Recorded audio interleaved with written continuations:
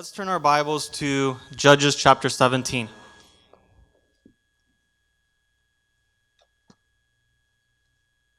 Judges chapter 17. But before I start, I want to begin my sermon with a short story. Maybe you guys have heard of it. It's by Dr. Seuss. It's called A Little Bug That Went Cuckoo. Has anyone heard of that before? No? Okay. Well, it's about this little bug that sneezed one day. And the sneeze caused the seed from a flower to fall down and hit a worm. Well, the worm got angry, so he kicked a tree. That caused a coconut to fall on a turtle, which knocked it over into the pond. Well, the turtle caused a splash and got a chicken wet. Well, the chicken got angry. It kicked the closest object that was next to it, which was a bucket. Kicked it onto Farmer Brown's head. Farmer Brown couldn't take it off. He called his wife for help. She couldn't take it off. So they called 911 for asking for help. Well, the police responded, and they were on their motorcycle speeding to get help, or speeding to help Farmer Brown. And because they were speeding, they didn't see a rock, and they hit the rock. That caused them to go flying, and the motorcycle goes flying right into a boat that was down the river, causing the boat to sink. And anyway, the story carries on. I'm not going to say the whole thing, but it carries on until the whole city is in chaos. Everybody's panicking. Everything's fire falling down.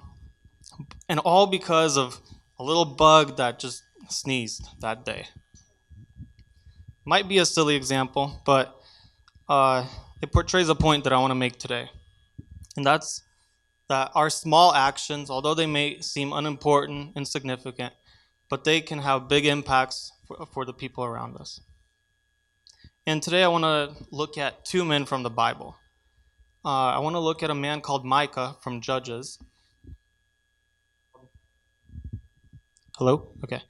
And I want to look at Peter's life as well, the apostle. So Judges chapter 17. We're going to read I will paraphrase the story, but you guys can follow along Judges chapter 17 through chapter 18. Basically, this story takes place in a time where Israel just entered the promised land not too long ago. They're finally settling in. They're finally, starting to grow their crops. They're building their tents, building their cities. And Micah lives in the northern territory, in Ephraim. And the story starts out with him stealing silver from his mother. The mother grew angry, and she, cursed whoever stole it, which was Micah. Micah got scared of those curses, so he returned the silver. But that caused his mother became so happy. She's like, "Why don't you take this silver, make an idol out of it unto the Lord," quote unquote. So that's what Micah did. Micah built an idol out of that silver and set it up in his tent. Now this is clearly a sin, because God directly tells his children, the Israelites, not to make any carved images out of wood, gold, stone, or whatever. But it's not a big deal yet. I mean, it's just Micah, maybe just his family, in a nation of millions. It's just one person worshiping an idol, while millions of people are still worshiping the one true God. As we carry on in the story, as we read on, the Bible introduces a Levite that is looking to have a purpose in his life. And while he is traveling, he comes unto Micah's house. And he sees the idol, and he sees Micah. Micah makes him a priest of that idol, so God could bless him even more. So now Micah's influence has spread a little bit. Not only is it on his family, but it's on this Levite who became the priest for Micah, which is still not a big deal. And I think it's safe to assume maybe some of Micah's neighbors also knew about this. Maybe since Micah had a priest, a Levite, maybe they came to worship at Micah's house as well. So Micah's influence grew a little bit over time. The story carries on, and we go, and it introduces the tribe of Dan struggling to conquer their promised land. And so they decide to go find another land. So they send out a few spies to go scout out the land. And they also come onto Micah's house, and they see the Levite, and they see the idol. And the Levite even blesses them to carry on their journey, and that they will find the land that they will settle in. So they carry on their journey. They find this isolated town which they could easily conquer. They go back to their tribe, tell them of all the events that happened, and they go on to conquer that town. On the way there, they stop by Micah's house. They take his idol, they take the priest, and they set it up in their new town that they just conquered. They named it the city of Dan. And so now we see Micah's private actions that took place in his tent just affected his tent, all of a sudden now affect this whole tribe, which is probably thousands of people. And the Danites, they set up the idol in the middle of their city. But the story doesn't end in Judges chapter 18. If you fast forward to the time of Solomon's death, when the kingdom split, Jeroboam, the new king of the northern kingdom, he saw that his people were going down to Jerusalem to worship. That's where the temple was. So he decided it'd be a good idea to set up places of worship in his kingdom. And he built idols in 2 cities in his kingdom. And one of those cities was the city of Dan. And it's very likely that idol that Micah used was the idol that was set up during that time. So as we see, one small sin, one small action that was, mostly private inside the tent, grew to affect millions of people, generation after generation, because the Israelites worshipped in the city of Dan until basically Assyria destroyed them. So what do I want to say here? Just because something seems harmless, just because something seems small, doesn't mean it's not affecting you. Doesn't mean it's not affecting the people around you. Things that we do in our house, things that we do by ourselves where nobody sees, it doesn't mean that they won't resurface later on. Sin starts small, but it grows. There's another story that I want to share. Maybe you guys heard of this one. It's about a boy that wanted to be really cool. He wanted to have something that nobody else had. And, people have dogs, people have cats and other types of pets, but he wanted a pet that nobody had. So he went to the pet store, and that's what he told the pet store owner. And so the pet store owner says, "I have just the thing." And he brings out this tiny little snake. And so the boy buys that snake. He takes it to school. He shows it on his school bus, and he's really happy with it. He's the most popular kid in school because nobody has a pet snake. That snake grows. The boy and the snake form a relationship. They're eating dinner together. They're taking naps together. When he goes to bed, he lays it on his stomach. The snake curls up in a little circle next to him. They basically become friends. However, one day, he notices that something's wrong with the snake. All of a sudden, it's not eating.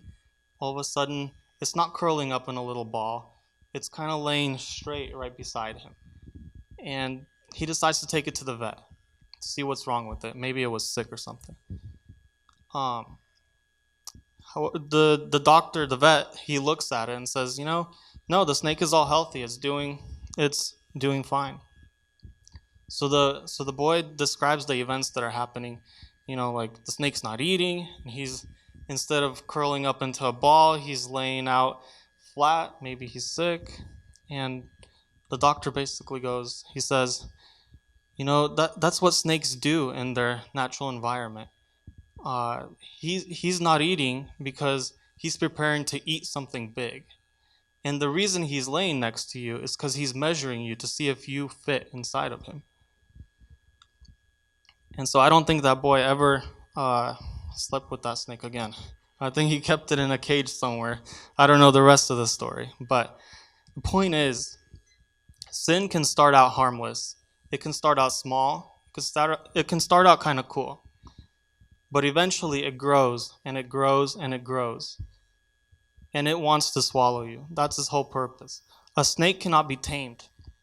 A cat, a dog, and some other pets, they can be tamed, but a snake cannot. And so, and that's the exact same way sin is.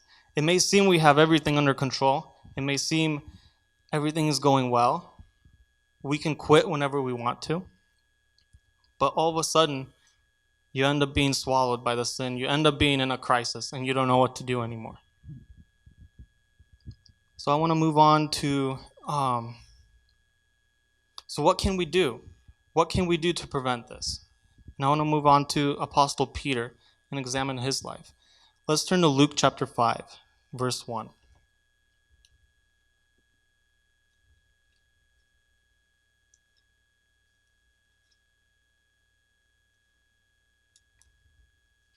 Is everybody there?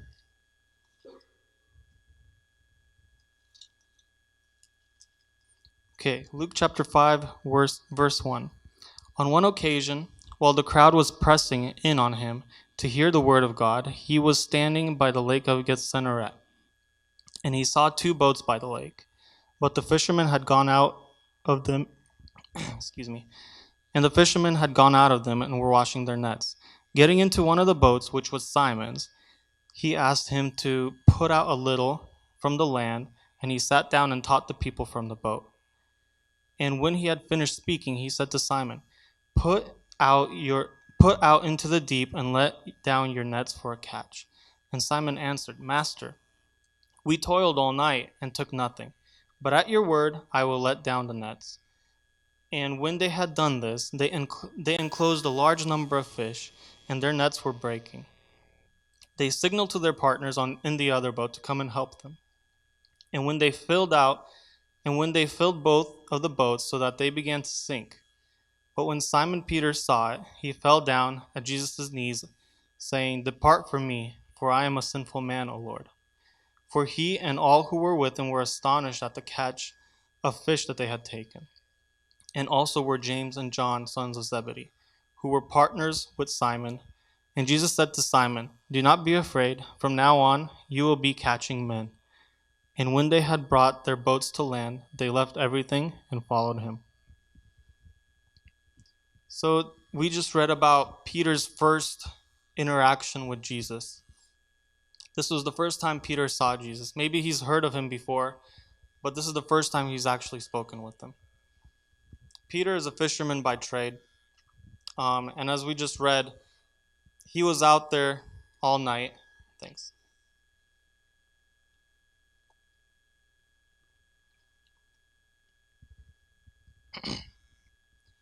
He was out there all night fishing, and he couldn't catch anything. He was tired, he was frustrated, and he was just cleaning. They were just done cleaning the nets. And here comes Jesus saying, Hey, let's row out and catch some fish. Peter was ready to go home. He was probably in that state where when you're sitting in class and you have like 5 minutes left till the bell rings and you can't wait till that bell rings to go home. That is probably how Peter felt. And here comes Jesus saying, Hey, we have a pop quiz. But as we see here, even though he complains a little bit, he still decides to obey Jesus and cast the nets, even though that would require him to stay longer and clean them again. And that allows him to see a big miracle that happened. They caught so many fish, which was basically impossible. Fishermen usually catch fish at night. And because of this small decision that really didn't even make any sense, we read on in the Bible, in the stories, Peter walking on water, Peter preaching to the 3,000 and all of them being saved. He goes on to be the leader of the ancient church. That's how we know him. He walked around boldly, not fearing death, healing people, and preaching the word of God, affecting, again, millions and millions of people, even us today. And it all started with one little decision to obey Jesus when it didn't really make sense. So what I want to say with this story is that we get a lot of chances here, especially in the United States, to volunteer. We can worship our God freely. We have churches established. We have schools that we can participate in, community centers, and we have many chances to volunteer and help out our community. A lot of the times though, when we go volunteer, we don't find a position or a role that we like. They usually give the new people the smallest thing, the unimportant thing. I don't know, clean up after somebody, or say hello to people, greet people, or the such. Something in the background where nobody really notices. And it may seem like it is unimportant. It may seem like you're not doing much, you're not making a difference, but in reality, you are. By doing even the small deeds, you grow your character, um, you grow your faith. And so I just want to encourage you guys today that to look for those small things. Just because you are doing something that seems unimportant doesn't mean you are unimportant. Because you are valuable. Each and every one of you are valuable in God's eyes. That's why He died for you. And one of the reasons why I talk about Peter today is that we also read about his mess ups. I mean, he was called Satan by Jesus himself. And one thing I know, you don't want to be called Satan, especially by Jesus. But there he was. He was called Satan, and he even denied Jesus 3 times. Not once, but 3 times. But in the end, he made decisions that put him back on the right path. He made decisions that he came back to Jesus. And Jesus made him the leader of the church. So just because you have messed up or you're living a messed up life today doesn't mean you have to continue on like that. You have the choice to make. You have the choice to look at Jesus, to obey his word, even when it doesn't make sense. Luke chapter 16, verse 10, it says, "Those who are faithful in little are also faithful in much." So I want to encourage you today. Don't be like Micah. Don't don't don't sin in private. Don't do evil in private, because God knows your thoughts and they will be revealed. Instead, look to do something good, even if it's small. Even if it's just giving some money to a homeless man or cleaning up after youth service or something. Amen.